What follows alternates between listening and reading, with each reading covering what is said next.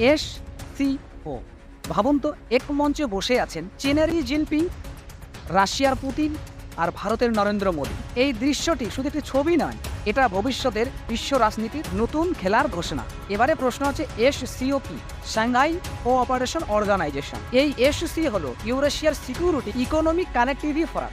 আর এই বৈঠক হয় চীনের তিয়ানজিনে। সদস্য দেশ ছিল 10টা। চীন, রাশিয়া, ভারত, পাকিস্তান, ইরান থেকে শুরু করে নতুন সদস্য বেলারুশও যোগ দিয়েছেন। মূল আলোচনার বিষয় ছিল এনার্জি সহযোগিতা, যেমন তেল, গ্যাস, নবায়নযোগ্য শক্তি। এরপরে আছে আঞ্চলিক নিরাপত্তা, যেমন সন্ত্রাসবাদ দমন ও সীমান্ত সুরক্ষা। এরপরে আরও একটি বড় চমক হলো SCO ডেভেলপমেন্ট ব্যাংক তৈরি করার প্রস্তাব। চীন বলছে আমাদের হাতে ভবিষ্যৎ, আর রাশিয়া বলছে আমাদের হাতে নিরাপত্তা, আর ভারত ভারসাম্যের খেলোয়াড়। একদিকে SCO আর আরেকদিকে আমেরিকা ও ইউরোপের সঙ্গে সম্পর্ক ধরে রাখতে চাইছে। এই SCO বৈঠক শুধু কাগজ কলমই নয়, এটা বার্তা একটা নতুন বিশ্ব ব্যবস্থা চালু হচ্ছে। আপনার মতামত কমেন্ট বক্সে জানাবেন।